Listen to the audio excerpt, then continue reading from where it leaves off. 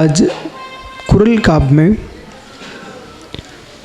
106वें परिच्छेद में भिक्षा की व्याख्या कर रहे हैं। श्रेष्ठ मार्ग ये है कि भीख ना मांगी जाए। श्रमण भीख नहीं मांगते, अपना आकाश में विद्युत चमकती है ऐसे देह दिखा के निकल जाते हैं। मांगना इन्होंने नहीं सीखा। तीन लोक के नाथ की मुद्रा अरहंत मुद्रा है। इस मुद्रा में मांगना शोभा नहीं देता। इसलिए कितना गंभीर विषय आहार चर्या को जा रहे आपको मौन व्रत।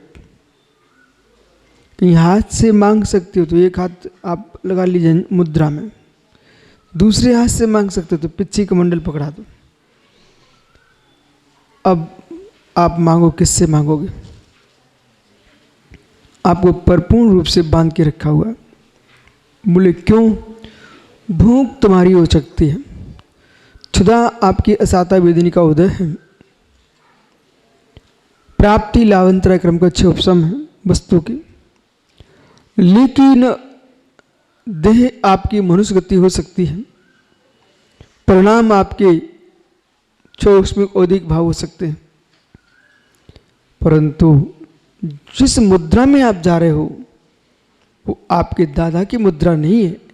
ये सनातन श्रवण संस्कृति की मुद्रा है, तीर्थंकर मुद्रा है। इस मुद्रा में तुम भीख नहीं मांग सकते हो। हमारी अरहंत की मुद्रा को लजाना मत, इसलिए आप मौन लेके आहार को जाइए। इसलिए आपको मुद्रा लगा के जाना। दूसरा हेतु आपको बोध करा रहे हैं किस लिए जा रहे हैं, जा क्यों रहे हैं। नहीं तो कोई समझ नहीं पाएगा कि लघु शंका जा रही कि सोच जा रहे कि आहार को जा रहे हैं। ये दृष्टि फिर खड़े होकर आहार लेना, ये तुम्हारे जंगा बल की परीक्षा है। जब तक जंगा बल रहेगा तब तक जैन मुनि आहार करेंगे। जिस दिन खड़े होने की सामर्थ्य समाप्त हो जाएगी उसी दिन शैलग्राम व्रत को धारण करेंगे। ऐसा नियम है। अब वो यहाँ कह रहे हैं सामान्य भिखारी कोई है, जैन मुनि भिखारी तो है नहीं, जो भिखारी जन है अथवा जिनको आवश्यकता है, तो आप ऐसी जगह मांगने जाओ जो प्रसन्न होकर दे सके। उस जगह मांगने मत जाओ जो आपको द्रव्य भी ना दे, वो अपमान भी कर दे। कम से कम आप सबसे सेठों से कहना है, देख सको तो भिखारी को दे देना, क्योंकि वो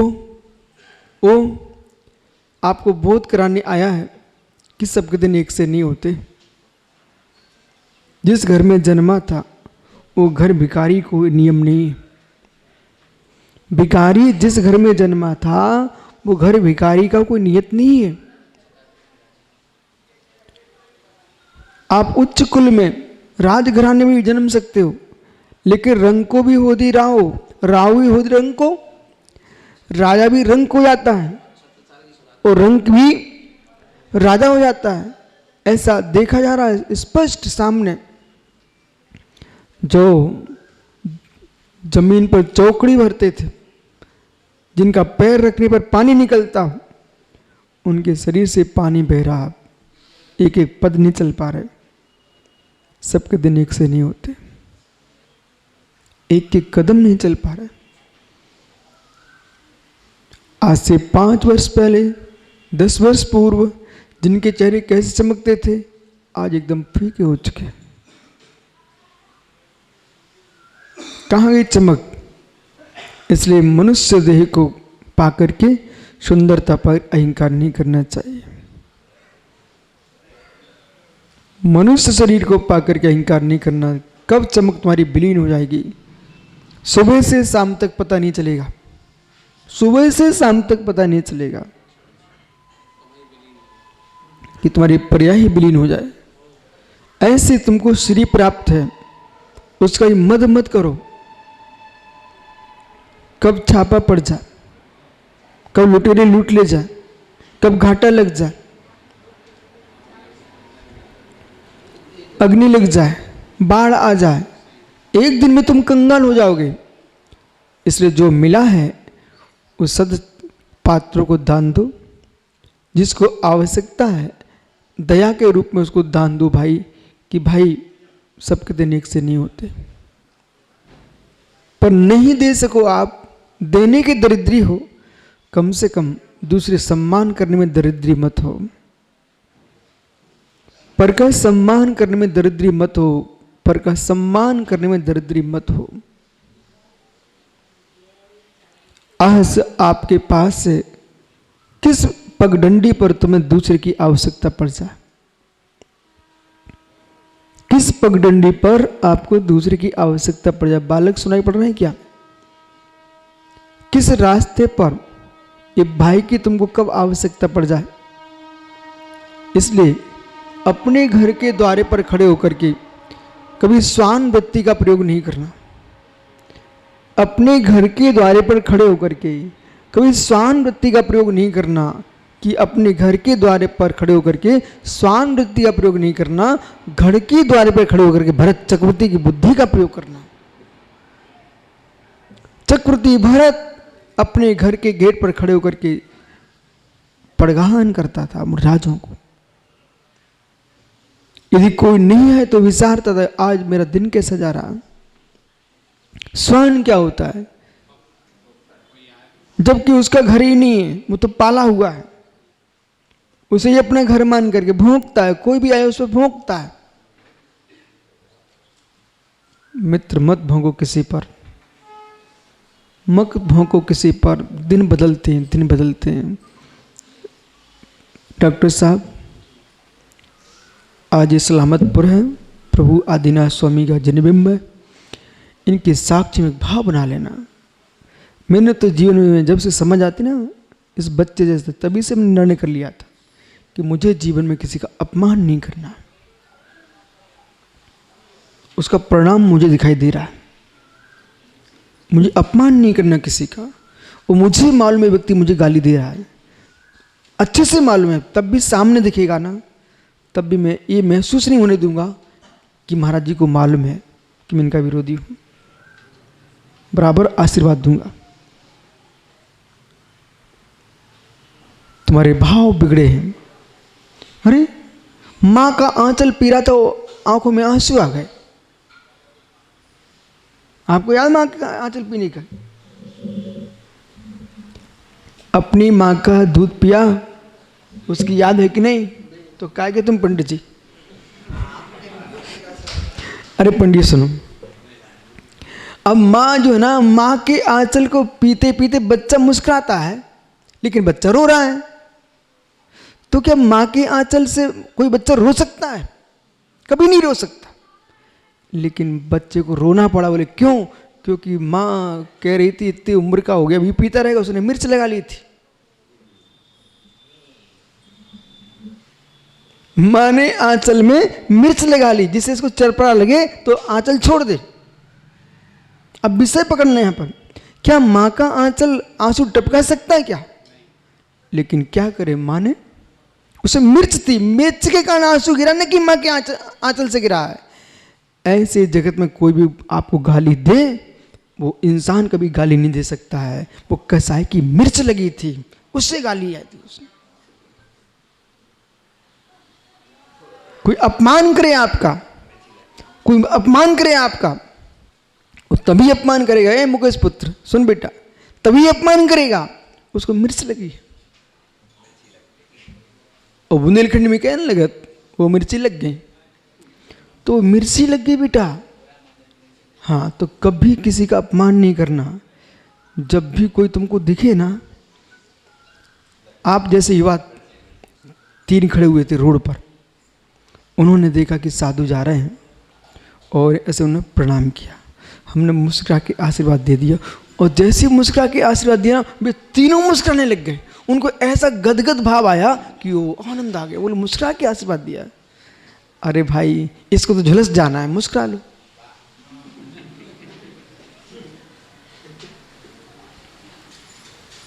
लेकिन हर जगह नहीं मुस्कुराना, अच्छे काम में मुस्कुराना, किसी को रिझाने के लिए नहीं मुस्कुराना, धर्म में लगाने के लिए मुस्कुराना। समझ आ रहा है क्या है? यदि आ रहा है जी महाराज जी तो बेटा समझो, कभी किसी का अपमान नहीं करना। ये भैया खड़े ना, कभी आप जैसे नन्हे से दिखते थे, आज दाढ़ी मूंछ आ गई उनको, ठीक है। अब जब नन्हा सा था तो आगरा की धर्मशाला में, याद करो आप, ये भैया थे उस दिन, वो डॉक्टर साहब को बंदर ने पंजा मार दिया और एक बच्चे को बचाने गए थे।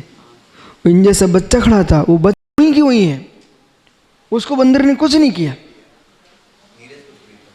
ये नीजर हो तो मालूम, उसके हाथ में था। अब यहाँ देखो, यहाँ देखो कि एक छोटा सा बच्चा, उसे तुमने बच्चा कह के टाल दिया। ये छोटा सा बालक, आ लिखना जानते क्या आप? ठीक है, जब आप आ लिखना सीखे थे तब तुम कितने बड़े थे? अभी सीखे? आज अभी सीखे ना? आज पहले सीखे थे। ये कब तक तुमको याद रहेगा? आ हाँ? बहुत बढ़िया भाई, सुनो क्या बोल रहा है। मुझे ये आ मैंने नर्सरी में सीखा, पहली कक्षा में सीखा, अब जीवन पर्यंत हमको याद रहेगा। ये माता पिता को समझना चाहिए, जिसे याद आ रह सकता है, तुम्हारी हर हरकतें उसको याद रह सकती है। वो माता पिता की मर्यादा में कुछ बोले ना बोले, माता पिता का कर्तव्य बनता है कि बच्चों के सामने कोई गलत काम ना करें, गलत ना बोले, आपस में लड़े भी ना। अब इनने भी आ सीख लिया, छोटी उम्र में, जीवन पर्यंत याद रखेंगे। ऐसे ही आपने छोटा बच्चा रो रहा था और रोते बच्चे को भी आपने लड्डू दे दिया, डांटने की अपेक्षा, वो जीवन भर याद रखेगा कि जब मैं वहाँ मंदिर में रो रहा था तो भैया ने लड्डू दिया था, और आवश्यकता पड़ेगी वो लड्डू का उपकार इतना बढ़ा चुकाएगा, तुम देखते रह जाओगे। देखा? इसलिए अब ये पढ़गाने लायक है कि नहीं? ये भैया पढ़गाने के लायक हो गए कि नहीं हो गए? आहार देने लायक हो गए कि नहीं हो गए? तो ये सब पढ़गान करेंगे नहीं करेंगे? इसलिए कभी किसी को, यदि छोटा भिखारी आए, एक छोटी सी बात समझो, आगे चलते हैं। काला जी, आचार्य देशभूषण महाराज जी जयपुर की चूलगिरी पहाड़ के ऊपर पहाड़ी देखने गए थे, तीर्थ बनाने के लिए। तीर्थ नहीं था वो, तीर्थ बनाने देखने गए थे। तो वहाँ समाज ने कहा महाराज ये अच्छी पहाड़ी है, आप देख लो यदि आपकी इच्छा है। तो गए, तो वहाँ महाराज जी विचरण कर रहे थे कि अच्छी भूमि है। उसी बीच में एक गरीब आदमी आया, और जब गरीब आदमी आया नीरज, तो सेठ जी आचार्य महाराज ने उसने प्रणाम किया, आशीर्वाद दिया, और उससे बोल दिया तू दान कर दे। उसको बोला दान कर दे। वो चेहरा देखता है, बोले महाराज मैं आया इसलिए था कि हमने सुना जैन दर्शन समाज के बहुत बड़े महाराज स्वामी जी आए हैं, तो उनका आशीर्वाद मिल जाएगा, तो मुझे कुछ हो जाए, मेरे घर में तो खाने को नहीं है। अरे जो तेरी जेब में है ना 2-4 सिक्के वो ही दान कर जा। बोले आप आशीर्वाद लेने आए ना, दान कर जाओ। उसके जेब में जितने 10-5 सिक्का हों वहां दे के चला गया। वो भी दे भी गया, परंतु मन में सोच रहा था, अरे साधु ने वो भी ले लिए। बोले दे जा। उसके सिक्के दान में ले लिए कमेटी ने। मंदिर बनना प्रारंभ हो गया वहां। वो आदमी 2-4 साल बाद आया। तब तो महाराज भी बिहार कर करू गए, वहीं देशभूषण महाराज चूलगिरी पहुंच गए। तो वहाँ जब तक वो आया तो उसने देखा यहाँ तो पहले कुछ भी नहीं था, तो बड़ी बड़ी बिल्डिंगें बनी, मंदिर बने हुए हैं। तो अच्छा बढ़िया सुंदर वस्त्र और अटैची भरे लोटों की। वो कहता है भाई यहाँ पर एक साधु थे महात्मा जी, मैं उन्हें खोज रहा हूँ, वो कहाँ हैं? बोले क्यों? अरे मुझे बहुत काम है उनसे। बोले महाराज को खोज रहे? बोले हाँ खोज रहा हूँ। तो कोई ट्रस्टी था, वो लेके चला गया उधर महाराज जी कमरा। उसने अटैची खोली और पूरे नोट जमीन में डाल दिए। बोले महाराज साहब ये आपके हैं, आप ले लो इनको। बोले क्यों? महाराज जी भूल चुके थे। बोले आपको मालूम नहीं मैं कौन हूं? जो आपने इस क्षेत्र के में जब कुछ नहीं था तो आपने मेरी जेब से कुछ सिक्के यहाँ डलवा लिए थे, दान के नाम से कहा था। और मैं जैसे ही वहाँ घर पहुँचा बस मेरे काम आना प्रारंभ हो गए। और अब मैं आज की तारीख में करोड़ों का स्वामी हूँ। तो मेरे लिए याद आया जहाँ से प्रारंभ हुआ था, अब मैं उसे पूरा देने जा रहा। सार समझो। इसलिए वो आपके यहाँ ना सुनील भाई, वो मुनि सेवा समिति, वो कहते जब महाराज जी आते आवश्यकता पड़ती दिन भर दुकान भी नहीं खोलते क्योंकि हमको तो जाना है। परंतु कल ही बता रहे थे, बोले कल मैं 12 बजे पहुंचा दुकान पर, परंतु वहाँ पर तो ग्राहक इंतजारी कर रहे थे। आसपास बहुत सारी दुकानें हैं पर इंतजारी कर रहे थे। तो भाई पुण्य जाएगा कहाँ? कमी है क्या आपके पास? क्यों नहीं है? क्योंकि सीमा में साधु पहुंचते हैं और आपका दान प्रारंभ हो जाता है। इसलिए मुकेश सब लोगों से बोलना, सब लोगों से बोलना, जिन्हें कुछ चाहिए है दान देना सीखो। प्रत्येक कर्म का 9 कर्म होता है कि नहीं? करना नियोग से मिलो। तो धन वृद्धि का 9 कर्म है दान। जो कंजूस दान नहीं दे पाते बेचारे, वे दरिद्री हो जाते हैं। इतना मत दो आप कि तुम्हारी शक्ति अधिक है। बालक सुन रहे नहीं बेटा, एक रोटी तुम्हारे पास है, उसका आधा टुकड़ा दान दे दो। यदि आधा टुकड़ा भी तुमने दान दिया है, ओ हैं? दान देना कहां पर है? जहां आवश्यकता वहां पर। धन का सदुपयोग होने, दुरुपयोग नहीं होना चाहिए। एक भवन आज बना कल गिरा वहां मत देना। जहां एक बार बन गया बना रहना चाहिए। ठीक है ना? अरे समझने की कोशिश मत करो, फिर अपना लक्ष्य है हम दे चुके, अब हमको समझना नहीं है। लेकिन उत्तम मध्यम जघन, उत्तम पात्र दिगंबर मुनि, मध्यम पात्र क्षुल्लक इलक देशवृति अर्का, और जघन्य पात अवरे समदृष्टि। यदि इनको इसको भी तुमने खाना खिला दिया तुम्हारा दान कहलाएगा। धर्मात्मा है, मुनिराज के पास बैठा पूजा कर रहा है, ठीक है। अब कोई दीन दुखी है, उन्हें करुणा दान दे देना, पर ऐसा ध्यान रखना कि वो कहीं तुमने देकर के मांस तो नहीं खा रहा है, इसका ध्यान रखना। आप सामने खिला दो, लेकिन पैसे लेकर के कहीं दूसरी जगह जा रहा, शराब पी रहा, ऐसी जगह देना मत। उस दान का कुदान का फल भी तुमको भोगना पड़ेगा। इसलिए आओ भाई, आइए। अभी अभी क्या सुना आपने? उसको देना ही नहीं है ऐसे आदमी को। तो सौम्य सागर ठहरो, पूरी दृष्टि तुम पे हमारी, चिंता मत करना। जितने मुनिराज हैं, सुनो भैया, आप लोग आहार करने जाते हो, ठीक है ना? कोई महाराज जी अचानक आ जाए तो ये मत ना विचार करना, अरे अच्छे से मेरे हार हो जाते, ये आगे भीड़ लगा भी की। ऐसा साधक तीव्र लावंत्राय कर्म का बंद कर रहा है, भोगंतरा कर्म का बंद कर रहा है। अरे उसके भाग्य में होगा तो मिलेगा ना, तुम ऐसा सोचो, बहुत अच्छा हुआ।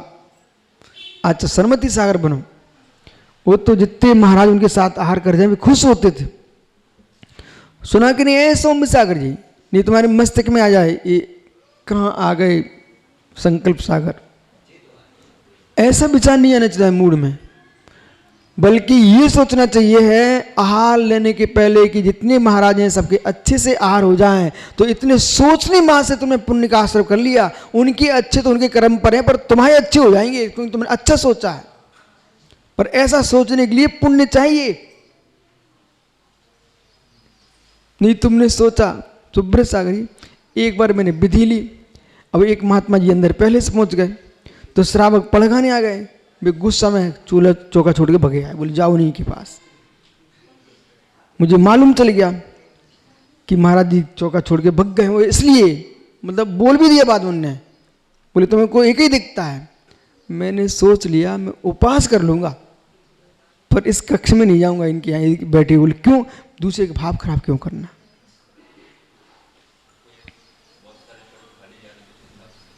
ठीक है, अब वो अलग विषय, वो लोगों को सोचना चाहिए, खाली जा रहे तो विवेक का काम है।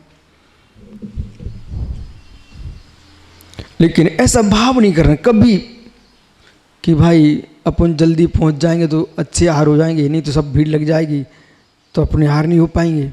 ऐसा मन में वास्तविक विचार चल रहा है तो आपके दिगंबर मुनि के आहार के प्रति अनुमोदना का बहुमान नहीं है आपके अंदर, कि आप ये सोच रहे कि अपन पहले चलो जल्दी खा पी करके उठ चले जाएंगे, जिससे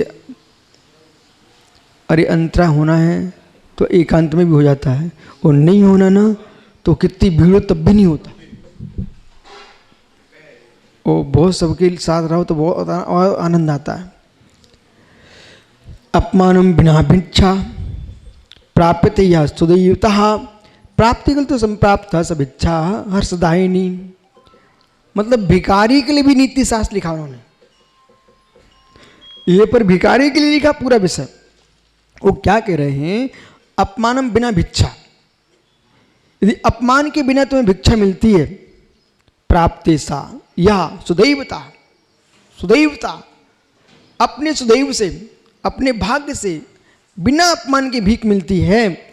प्राप्ति काल संप्राप्ता, प्राप्ति काल में अच्छी तरह से प्राप्त करो। सा भिक्षा हर्षदायिनी,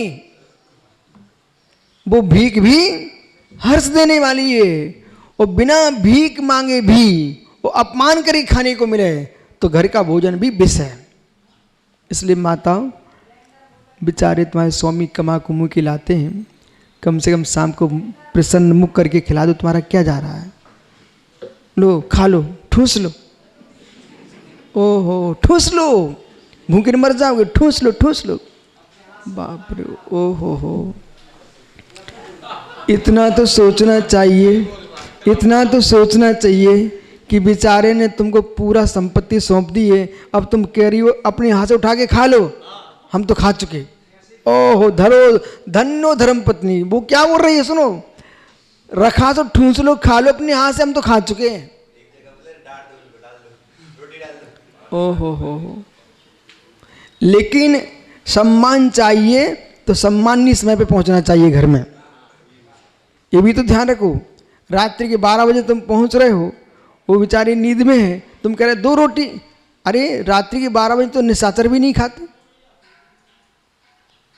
तो ये कर्तव्य है, आप मनुष्य बन के समय पे सुबह का भोजन करो और समय पर जाकर के शाम की ब्यारू नहीं करो, अंथो करो, तो सम्मान से मिलेगा।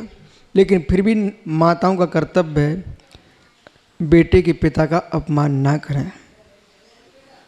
ठीक है, वो कोई का स्वास्थ्य खराब हो रहा है, कोई वृद्ध हो रहा है, आपकी जवानी है, आपका शरीर स्वस्थ है, बुद्धि काम कर रही है, इसका मतलब ये थोड़ी कि बीमार आदमी का अपमान कर दो। सुन रहे नहीं पंडित जी, माना कि आप स्वस्थ हो, विद्वान हो, तो इसका तात्पर्य थोड़ी कि कोई आपकी मित्र था अस्वस्थ हो गया, बेचारे चलते धलते नहीं बनता, एकदम शरीर में दुर्गंध मार रहा है, तुमको सहन नहीं हो रहा, आप वहाँ जाओ मत, लेकिन अपमान मत करो किसी का। सबके दिन एक से नहीं होते। दुर्गंधा भी श्रेष्ठ शरीर पाल लेती है। दुर्गंधा भी